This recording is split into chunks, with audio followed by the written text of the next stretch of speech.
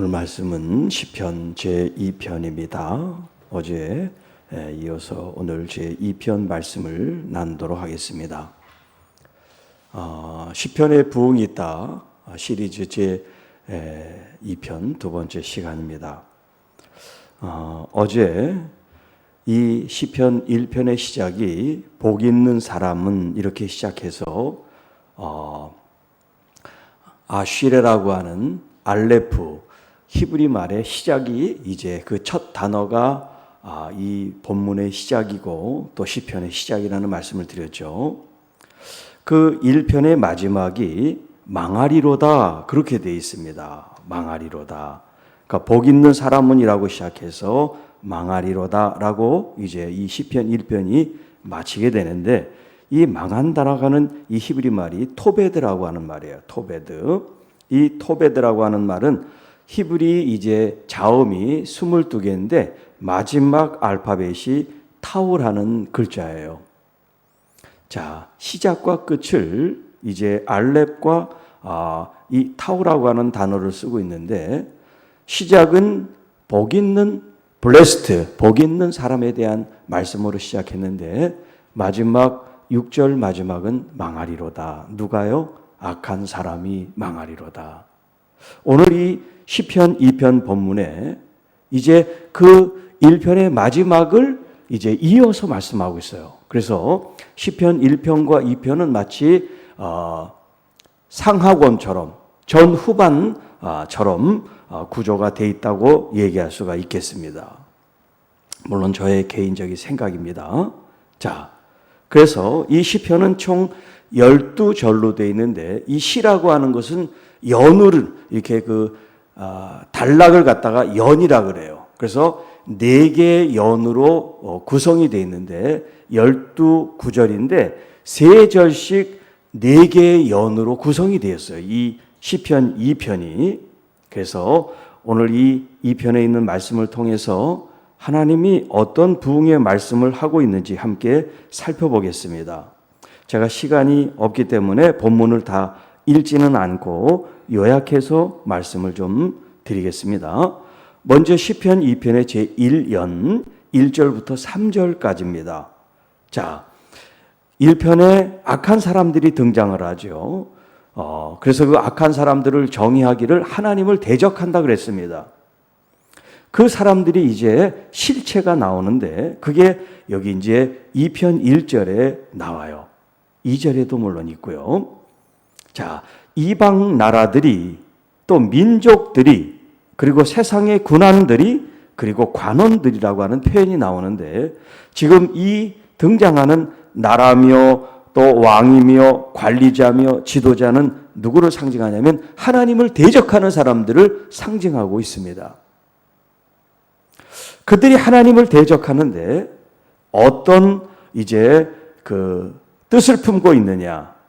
2절 후반절에 보면 여호와와 그의 기름 부음 받은 자를 대적하며 우리가 그들의 맨 것을 끊고 그의 결박을 벗어버리자라고 말을 합니다. 이게 하나님에 대한 도전이고 그의 기름 부음 받은 자는 누구냐면 메시아를 가리키는 거예요. 그래서 시편 2편은 메시아에 대한 찬양입니다. 메시아에 대한 예고, 예언의 말씀이 이 시편 2편이에요. 그래서 이제 시편이 150편이지만 거기에는 노래가 있고 찬양이 있고 기도가 있고 이제 여러 가지 그런 이제 주제라고 그럴까 테마 혹은 장르가 있는데 이 시편 2편은 이제 그 메시아시라고 혹은 제왕시라는 그런 타이틀이 붙어 있습니다. 자, 왜 이 이방 나라들 또 왕들과 지도자들 관원들은 하나님과 그의 아들 메시아에 대한 적대적인 그런 마음을 품고 도전할까요? 여기 맨 것과 결박이라고 하는 것은 무슨 말이냐면 하나님이 주신 그런 율법 말씀 하나님의 말씀으로 그들이 왕이 됐거나 지도자가 됐거나 어떤 역할을 할 때 하나님의 뜻으로 하라는 것을 이 사람들은 그걸 하나의 멍에처럼 결박처럼 그 생각을 한 거예요. 하나님께서는 그들을 결박시키고 묶은 것이 아닌데도 불구하고 그들은 스스로 마치 하나님의 말씀이 우리를 옥죄는 것처럼 생각을 하니까 하나님을 대적하는 그런 악한 마음이 일어나고 있다는 거예요. 여러분, 창세기 11장에는 바벨탑 사건이 나옵니다. 하나님께서 이 세상을 창조하시고 죄가 세상에 관원하로 말미암아 이 노아 때 하나님 물로 심판을 하시죠. 그리고 이제 새로운 세상이 됐어요. 왜냐하면 노아의 심판은 7장, 8장에 나오고 11장에 바벨탑 사건이 나온단 말이에요. 이제 새로운 세상이 열렸음에도 불구하고 그들이 또 하나님께 대적하는 그런 모습이 탑을 만들고 하나님 편으로 되겠다는 거예요. 에덴 동산에서 쫓겨나는 것도 하나님처럼 되려고 하는 그런 욕망이 결국 하나님의 말씀에 불순종하게 되고 추방당했는데 이제 하나님이 죄가 많은 이 세상을 정리하고 새로운 세상을 여는데 그들이 또 새로운 세상 속에서 하나님을 대적하는 일을 하기 시작합니다. 그래서 언어를 혼돈했다. 그게 이제 바벨이란 뜻이에요. 그래서 대를 쌓지 못하게, 하나님을 도전하지 못하게 하나님께서 만드셨단 말이에요. 자, 그런데 이 세상은 죄로 말미암아 잉태하고 죄로 말미암아 살아가는 이 죄인들이기 때문에 하나님의 그 말씀이 말씀으로 들어오지 않습니다. 하나님의 아들 메시아를 메시아로 받아들여지지가 않습니다. 그래서 그를 대적하고 공모하고 쑥덕거리고 모함해서 결국 하나님의 아들을 어떻게 합니까? 십자가에 내어주는 일을 하고 말았습니다. 자, 그들이 그렇게 헛된 일을 꾸미고 꾀를 생각해내지만 위에 계신 하나님은 거기에 대한 어떤 반응을 하시는지 두 번째 4절 6절의 말씀이죠. 4절로 6절. 하늘에 계신 이가 웃으시며 주께서 그들을 비웃으시리로다. 여러분, 이 땅에서 아무리 하나님을 대적하고 아무리 하나님을 공격하고 하나님의 뜻을 거스린다고 할지라도 하나님께는 속된 말로 게임이 안 되는 거죠. 하나님이 참고 보시니까 그냥 그 일이 진행되는 거지, 어떻게 감히 이 세상을 창조하신 하나님을 빚어버린 인간이 아무리 왕이라 할지라도 하나님을 대적할 수가 있겠어요. 그러니까는 예수님 당시에 대제사장들이 혹은 장로나 혹은 바리새인 서기관들이 권세가 있어서 예수님을 십자가에 내어주고 또 빌라도를 포함한 이런 행정가들이 예수님을 사형 선고를 했지만 하나님이 허락하셨기 때문에 하는 거지, 그들이 힘이 있어서 예수님을 십자가에 못 박을 수 있는 게 아니란 말이에요. 그들의 그 공모와 대적을 하나님은 사용하신 거죠. 죄인들을 구원하시기 위해서 눈물을 먹고 당신의 아들을 십자가에 내어주신 사랑을 우리가 알아야 돼요. 자, 그러니까 하나님께서 비웃으시고 그 비웃으시는 그 하나님께서 어떤 결심을 하십니까? 그때 분을 발하여 진노하사 그들을 놀랍게 하여 이르시기를 내가 나의 왕을 내 거룩한 산 시온에 세웠다라고 선포합니다. 아무리 너희들이 대적을 하고 너희들이 거부를 하고 받아들이지 않을지라도 하나님은 하나님의 거룩한 뜻을 당신의 아들 예수 그리스도를 통해서 이 땅에 보냄받은 자, 기름 부어 보냄받은 메시아 하마시아로서 이 세상을 구원하실 하나님의 계획을 묵묵히 수행하고 이행하시는 모습을 보여주고 계세요. 나의 왕. 예수님이 이 땅에 오실 때는 가장 연약한 자와 같이 오셨어요. 도수장에 끌려가는 어린 양처럼 말없이 끌려가니 그분이 무슨 왕이에요? 통치라고 권세를 갖고 세상을 다스려야 왕이시죠.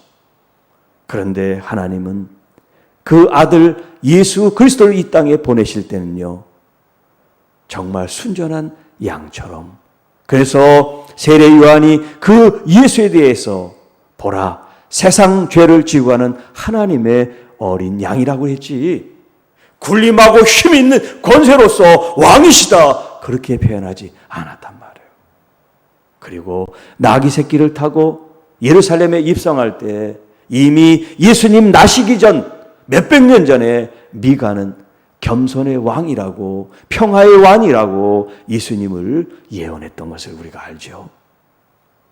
우리가 생각하는 왕의 개념과 하나님의 생각하는 왕의 개념이 다를 뿐이지 예수님은 이 땅에 왕으로 오셨어요. 그리고 이제 세컨 커밍, 재림하실 때, 달이 오실 때는 예수님이 그런 힘없는 어린 양이 아니라 권세 있는 사자로서, 유다의 사자로서 이제 하나의 묘사지요. 예수님이 이 땅을 다스리는 왕으로 오신다고 성경은 우리에게 증언하고 있습니다. 자, 세 번째 예언입니다. 7절로 9절 말씀. 내가 여호와의 명령을 전하노라. 여호와께서 내게 이르시기를 너는 내 아들이라. 오늘 내가 너를 낳았다. 이 땅에 오실 메시아는 하나님의 아들이세요. 그래서 예수님은 이 땅에서 하나님을 증거할 때마다 아버지, 내 아버지라는 표현을 썼어요. 그랬더니 제사장들이 감히 하나님을 아버지라고 부른다고 신성 모독의 죄를 걸어서 예수님을 십자가에 내어주는데, 사실 그것은 핑계고 예수님이 성전을 뒤엎고 그들의 그 종교를 통한, 종교권을 통한 이 부의 축적, 그것을 예수님께서 이제 다 갈아엎을 때 그들의 기득권 혹은 자기들의 권위에 도전하는 예수님을 이제 제거하려는 그런 마음에서 예수님은 신성 모독을 걸고 십자가에 못을 박으라고 선동을 한 거죠. 자, 하나님은 그 아들 예수 그리스도를 이 땅에 보내셨어요. 그래서 예수님께서 이제 공생을 시작할 때 가장 먼저 행하시는 일이 뭐냐면 세례 요한에게 바티즘, 침례를 받으신 거예요. 세례가 아니라. 그런데 우리는 이제 그걸 세례라는 의미로 이제 해석을 해서 무슨 뿌림이다마는 예수님이 받은 것은 분명히 침례죠. 그걸 바티즘이라고 해요. 잠기는 거. 마치 우리가 이제 피클을 만들 때 오이가 절여지죠? 절여지는 거. 그래서 자기의 어떤 모습이 아닌 새로운 모습으로 이제 탄생하는 그런 모습이에요. 우리가 이제 침례를 받고 세례를 받는 것은 나의 옛 모습이 죽고 예수 그리스도 안에 새로 거듭난다는 그런 의미예요. 그래서 born again, 다시 태어난다, 그런 말이에요. 제가 이제 어제 부흥이라는 단어가 히브리 말로 하야라고 하는 그런 말을 했는데, 이 히브리 말의 개념이 이제 숨을 쉰다, 다시 산다, 그런 말이에요. born again, 다시 살아가는 거. 예수 그리스도의 이 생명력, 또 성령의 그런 주시는 호흡을 통해서 우리가 살아간다고 말씀할 수 있어요. 자, 여기 너는 내 아들이라. 예수님께서 침례를 받고 올라오실 때 하늘에서 음성이 들립니다. 이는 내 사랑하는 아들이요, 내 기뻐하는 자다. 여러분, 이 음성을 저도 들었어요. 여러분도 듣고 계신 줄로 믿습니다. 과거형이 아니라 현재형으로 날마다 주님의 이 선포가 여러분 마음속에 믿음으로 들려지기를 축복합니다. 너는 내 아들이다. 내가 오늘 너를 낳았도다. 여기에 낳았다는 것은 이제 내 아들이라는 그런 히브리적 관용어라고 말씀을 드렸죠. 내가 너를 낳았다. 내게 구하라. 내가 이방 나라를 내 기업으로 주리니 내 소유가 땅끝까지 이르리로다. 여러분, 이 땅에 군왕들, 제사장들, 또 어떤 관원들이 있을지라도 그들은 이 땅을 잠깐 통치하는 위임을 받은 청직이에요. 여러분, 어떤 왕도, 어떤 대통령도, 어떤 권세자도 영원토록 통치한 사람은 아무도 없어요. 독재를 하기 위해서 수십 년 동안 한 사람은 있지만 결국 다 죽었습니다. 그러나 하나님의 이 왕권, 이 온 세계를 다스리는 왕권은 누구에게 줬냐면 바로 그 아들 메시아 예수 그리스도에게 주셨어요. 이스라엘만 예수님이 왕이신 게 아니에요. 온 열방, 온 백성들이 바로 하나님의 백성이고 하나님의 나라일 때 바로 그 통치권이 누구였냐면 하나님은 아들에게 주셨어요. 그래서 예수님께서 승천하기 전에 제자들에게 그렇게 말합니다. 아버지께서 내게 하늘과 땅의 모든 권세를 내게 주었는데 이제 이 권세를 그 제자들에게 주고 예수님은 승천하신다고 말씀하고 계세요. 자, 9절.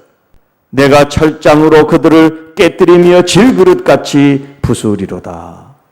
이제 예수님께서 마지막에 오실 때 이 세상을 다스릴 때는 어린 양으로 오신 것이 아니라 유다의 사자로 오셔서 이제 1절, 2절에 말한 또 시편 1편에 말한 이 악한 사람들, 죄인들, 교만한 오만한 사람들, 하나님 자리에 있어 하나님의 말씀을 회피하고 거부하고 대항하는 이 사람들을 이제 왕권을 쥐고 계신 예수 그리스도께서 다시 오실 때 마치 철장 철퇴를 가지고 그들을 부숴버리는 것처럼 질그릇을 이 땅에서 부수는 것처럼 주님께서 깨뜨려 보신다고 말씀하고 있습니다. 그러니까 1편에도 말씀하지만 그 악인들은 하나님의 심판을 견디지 못해요. 그들은 망할 수밖에 없어요. 여러분은 그 악한 자리, 죄인의 자리, 거만한 자리에 있지 않기를 축복합니다. 오직 예수 그리스도를 믿음으로 말미암아 끝까지 주님의 그 통치 안에 여러분 주님과 함께 더불어 왕노릇해 나가시기를 주님의 이름으로 축복합니다. 마지막 네 번째 연입니다. 10절부터 12절 말씀. 하나님의 이 계획은 하나님을 반역하고 대항하고 적대시하는 이 모든 대적자들을 하나님은 한순간에 다 파괴하실 수 있는 하나님의 능력과 주권을 가지고 계시지만 하나님은 기회를 주세요. 그들도 하나님의 자녀고 백성이기 때문에 하나님은 기회를 주십니다. 그래서 10절에 말씀합니다. 군왕들아 너희는 지혜를 얻어라. 세상의 재판관들아 너희는 교훈을 받을지어다. 여러분 이 지혜는 하나님의 말씀이에요.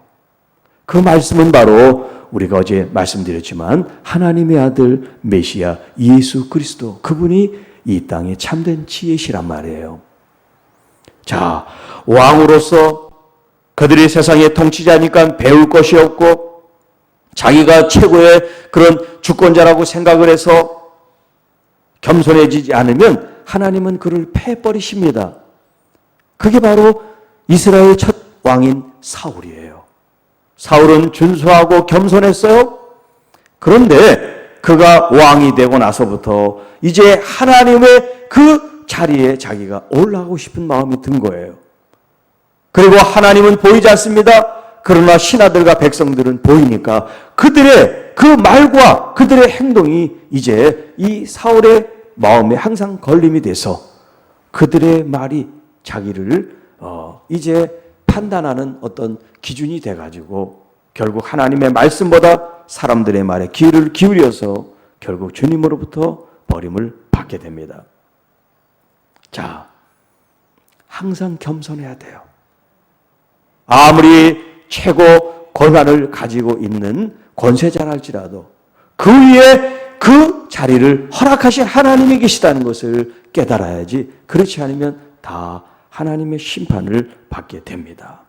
그렇기 때문에 여기 지혜라고 하는 것은 그 자리에 있게 하신 하나님, 또 주권은 국민으로부터 나온다는 이 헌법 정신에 의해서 자기를 뽑아준 국민들을 위해서 봉사할 수 있는 그런 겸손, 겸양이 필요하지요. 세상 재판관들아 너희는 교훈을 받을지어다. 하나님의 말씀을 가리키는 거예요. 하나님의 가르침을 말씀하는 거예요. 토라. 하나님의 말씀, 가르침, 그 교훈, 그 원리를 배우라고 말씀합니다. 그리고 여호와를 경외함으로 섬기고 떨며 즐거워할지어다. 하나님을 떠나서는, 하나님을 경외하지 않고는 하나님의 심판을 견딜 수가 없습니다. 여러분 예수 그리스도를 믿는다는 이것이 오늘 여러분들에게는 하나의 보험을 든 것과 같은데 어떤 보험이냐? 마지막 하나님의 심판이 있을 때 내가 주 예수 그리스도를 믿습니다 라는 그 자체가 뭐냐면 우리를 개런티 인정해 주는 거예요. 통과.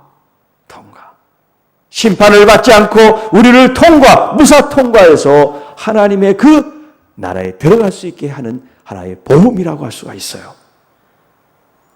그러니 여호와를 경외하는 이 일이 얼마나 중차대한 일입니까? 여기 경외는 이제 두렵다 하는 말이에요. 두렵다. 그러나 이 두려움은 무서워서 공포스러운 두려움이 아니에요. 우리 하나님이 너무나 높고 지고하시고 거룩하시기에 우리 인간의 추함과 낮음을 생각할 때 그분을 가장 정말 높여 경배하고 경외하고 존중하는 그 두려움을 말하는 거예요. 무서워 덜덜 떠는 것이 아니라 너무너무 주님이 높고 지고하시고 아름답고 거룩하셔서 감히 제가 죄인인 우리 자신이 주님을 감히 범접할 수가 없습니다 하는 그런 마음의 경외감, 그 마음으로 주님을 섬기라는 거예요. 여러분, 우리가 예배할 때, 찬양할 때, 기도할 때, 또 주님의 이름으로 선교하고 봉사하고 사역하는 이 모든 것들이 정말 주님을 경외하는 마음으로 해야 돼요. 우리가 하다 보면 내가 하는 것 같아요. 내가 우쭐해서 내가 드러나게 돼요. 내 말을 선포할 때가 있어요. 내 기분을 가지고 얘기할 때가 있어요. 여러분, 이럴 때마다 우리가 조심해서 빨리 내려와야 돼. 그 자리에서 내가 드러나고 있구나, 내 생각을 말하고 있구나, 우리 주님께서 내 안에서 역사하실 수 있도록 항상 우리는 그런 의식을 가지고 살아야 되겠습니다. 자, 오늘의 이제 결론 부분인데 시간이 이제 많이 지났네요. 자, 결론 부분 중요한 말씀, 오늘 이 말씀을 통해서 이제 제목이 나오게 됐는데요. 12절 말씀입니다. 12절. 그의 아들에게 입맞추라. 이것은 이 시편을 기록한 사람의 관점이에요. 그의 아들은 누굴게요? 바로 여호와 하나님이시죠.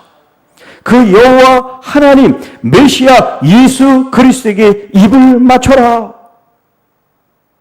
그래서 오늘 제목이 하나님의 관점에서 내 아들에게 입 맞추는 것이 부흥이다. 그런 두 번째 이제 시편의 제목을 붙이게 됐습니다. 그렇지 않으면 진노하심으로 너희가 길에서 망하리니. 누가요? 이방 나라 민족들, 군왕들, 재판장, 관원들, 하나님을 대적하고 하나님의 뜻을 거스린 이 사람들이 그 대상이란 말이에요. 그의 진노가 급하심이라. 왜? 하나님의 아들을 대적하고 하나님의 아들을 반대하기 때문에. 여호와께 피하는 모든 사람은 다 복이 있도다. 자, 이 시편 1편 처음 블레스트, 아쉐레, 그 알렙부터 시작하는 그 말이 이제 시편 2편 마지막 12절 끝에 복이 있도다. 그 말로 맞춰요. 그러니까 제가 처음에 아까 얘기했지만 그 시편 1편과 2편은 상하처럼, 전편 후편처럼 같이 우리가 봐야 되겠다는 말씀을 드린 거예요. 그러니까 시편 1편만 보면 처음에는 복으로 시작했다 망하리로다 6절이 그렇게 끝나니까 좀 기분이 썩 안 좋아요. 망하는 걸로 끝나니까 좀 좋은 걸로 해피엔딩이 돼야 되는데, 근데 1편만 보는데 1편으로 끝나는 게 아니란 말이에요. 2편까지 봐야 돼요. 2편의 끝은 뭐예요? 2편의 끝은 복이 있다고 말씀하시잖아요. 그러니까 여러분, 우리가 믿음 생활할 때 항상 해피엔딩이 돼야 될 줄 압니다. 비록 과정은 어렵고 고난이 있고 힘들어도 그 마지막은 해피엔딩, 복이 있도다. 할렐루야. 하나님의 복이 여러분에게 임하는데요. 자, 어떻게 해야지 이 복이 임하느냐? 그게 오늘 이 제목 가장 중요한 핵심 말씀인데 뭐냐면 그 아들에게 입맞추라는 거예요. 입맞추라. 입맞춘다는 게 이게 어떤 의미가 있는지 제가 한 8년 전에 우리 역천동 교회에 처음 왔을 때 제가 첫 번째 했던 말씀이 바로 입맞춤이라는 말씀을 드렸어요. 동영상 유튜브에 가면 있어요. 제 이름을 치고서 한번 그 입맞춤, 말씀의 입맞춤이라는 걸 한번 찾아보세요. 8년 전에 제가 했는데 그 아가에 보면 1절, 2절 솔로몬의 아가라고 하는 것은 이제 빼어나게 아름다운 노래란 뜻이에요. 2절, 내게 입맞추기를 원하니 내 사랑이 포도보다 낫다 하는 그런 표현이 있어요. 이것은 이제 여자가 그 사랑하는 님을 향한 이제 노래인데요. 교회 성도가 예수님을 향해서 고백하는 이런 고백이라고 제가 말씀을 드렸어요. 주님, 내게 입맞춰 주세요. 주님의 그 사랑을 내가 듬뿍 받고 싶어요. 여러분, 아내는 남편의 사랑을 받아야지요.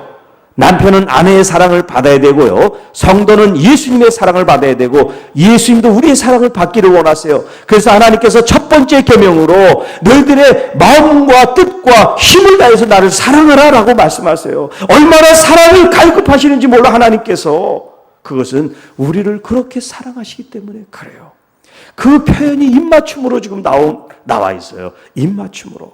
자, 그런데 오늘 이 입맞춤에 대해서 주님 묵상할 때 네 가지 단계에 대한 말씀을 주셨어요. 그 첫 번째 단계는 뭐냐면 여기 이방 사람들, 하나님에 대해서 대적한 이 군왕들. 자, 이스라엘이나 그때 이제 과거 고대 시대로 가면 전쟁을 하죠.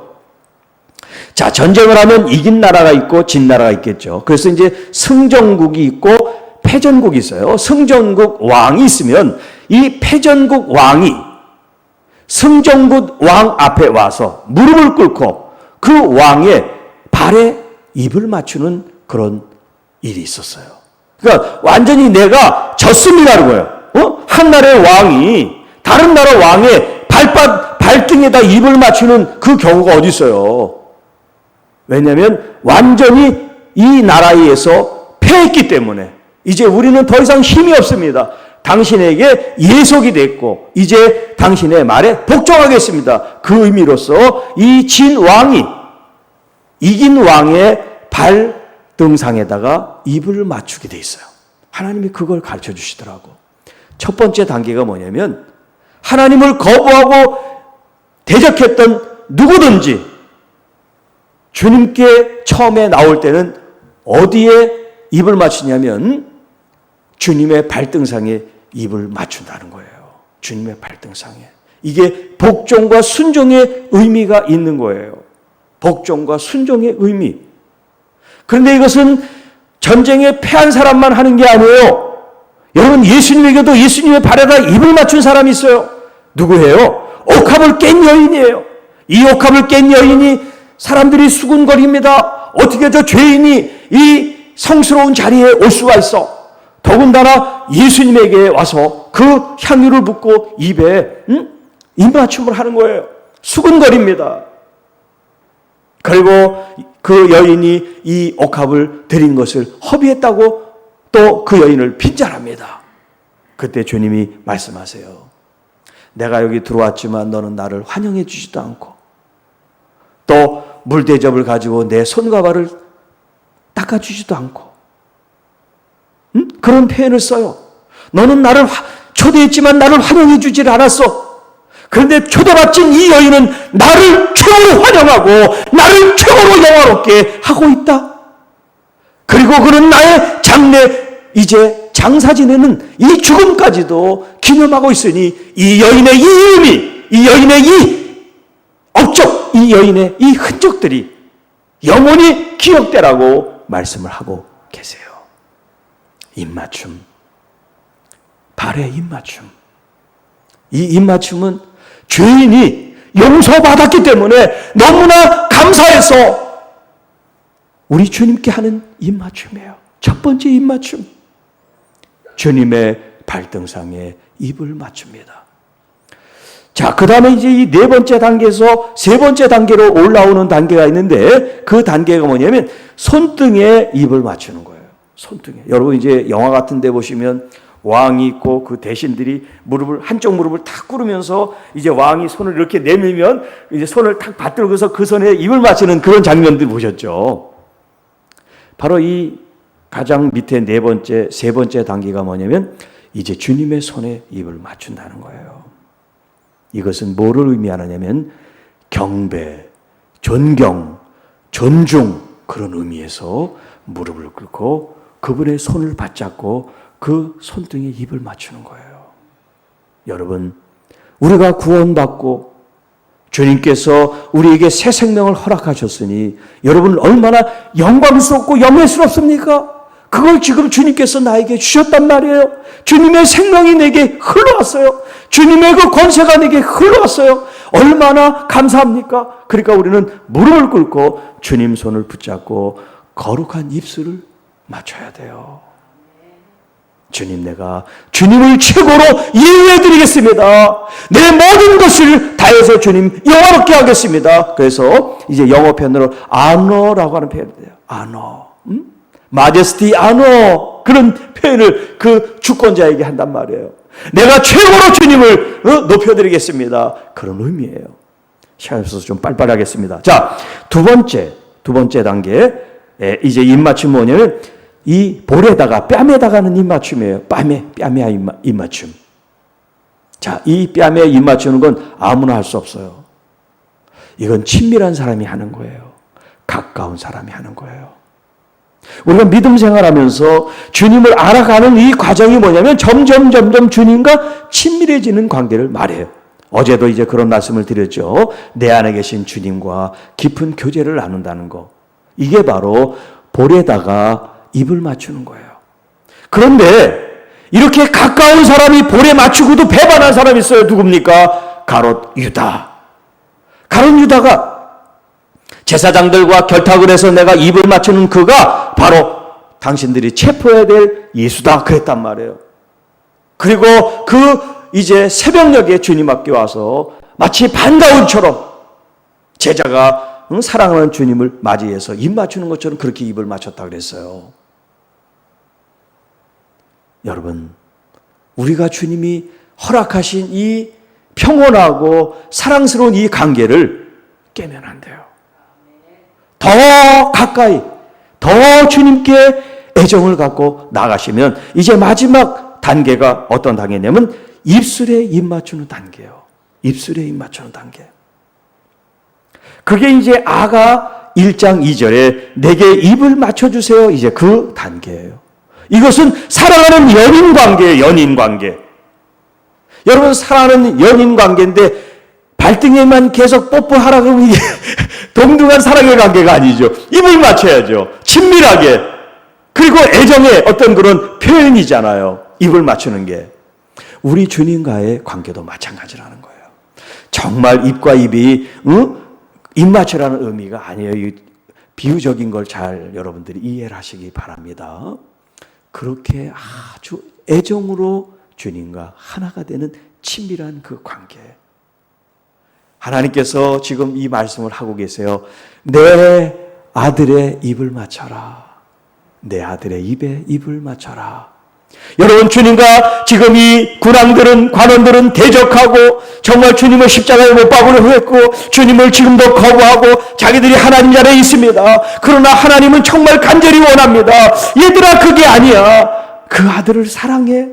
그게 너희들이 사랑을 받는 비결이고 이 땅에 하나님이 주시는 부흥을 이루는 일인데 왜 내 아들을 거부하니? 왜 내 아들을 기피하니? 왜 내 아들을 무시하니? 주님 말씀하고 계세요. 솔직히 우리 목회자들 혹은 성도 여러분들은 하나님 보신 이 아들 예수를 얼마나 사랑하세요?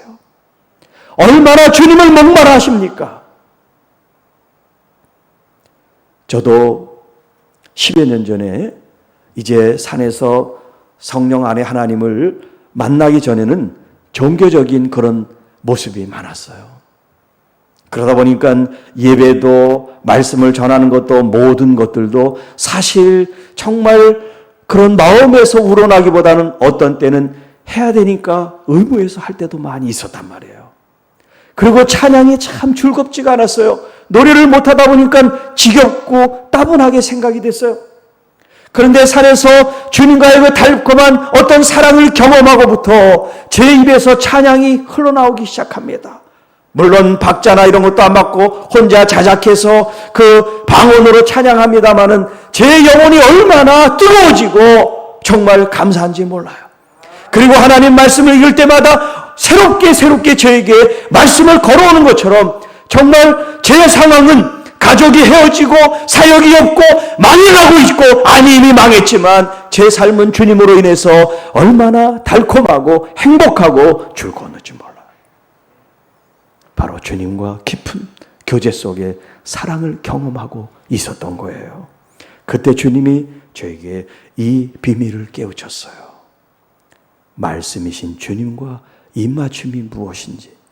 그러면서 저는 모든 관계가 깨어지고 모든 문이 닫혔지만 이제 주님과의 그 사랑을 통해서 가정이 회복되고 사역이 회복되고 지금 많은 영혼들을 살리고 고치는 치유 사역자로 주님의 부름을 받고 쓰임을 받고 있습니다. 사랑하는 성도 여러분, 다른 거 없습니다. 주님과 뜨거운 사랑을 하시기 바랍니다. 말씀 속에 주님을 만나시기 바랍니다. 이 주님을 만나면 여러분의 영혼이 회복될 것입니다. 부흥이 다른 데 있지 않습니다. 내게 임하신 주님을 더 뜨겁게 사랑하는 것, 주님과 더 깊은 교제를 나누는 것, 주님의 음성에 귀를 기울이고 여러분이 주님 앞에 사랑을 고백해 보십시오. 주님의 사랑이 흘러오게 될 줄 믿습니다. 자, 오늘 두 번째 시간, 내 아들에게 입 맞추는 것이 부흥이다. 여러분 삶에 오늘 실제가 일어날 수 있습니다. 오늘 하루 이 말씀에 여러분이 술에 취하는 게 아니라 말씀에 취해져서 주님께 취해져서 주님만 바라보고 주님의 그 이름 속에 살아가는 저와 여러분이 되시기를 주님의 이름으로 축복합니다. 주님 참 감사합니다. 너무나 쉽고 간단하고 이미 다 알고 있는 말씀인데 새로운 것도 없는데 하나님 이 말씀으로 뜨거워지게 해주십시오. 이 말씀으로 내 영혼이 새로워지게 하여 주옵소서. 내 신앙생활의 모습이 달라지기를 원합니다. 교회가 걸어가는 이 본질을 향한 주님의 이 정체성이 회복되고 더 이상 살로부터 우리가 지탄받는 대상이 아니라 존중받는 대상이고 정말 예수 그리스도가 이 땅을 통치하시는 그 통치가 나타나도록, 하나님의 다스림이 나타나도록, 하나님의 나라 힘이 증거되도록 오늘 우리 한 사람 한 사람들이, 우리 교회들이 새로운 정신을 차리고 새로운 마음을 가다듬고 주님의 이 거룩한 부흥의 역사가 교회와 성도들을 통해서 주님 시작되게 하여 주옵소서. 이제 이 말씀을 들은 나로부터 시작되게 하여 주옵소서. 우리 주 예수님의 이름으로 간절히 축복하며 기도하옵나이다. 아멘.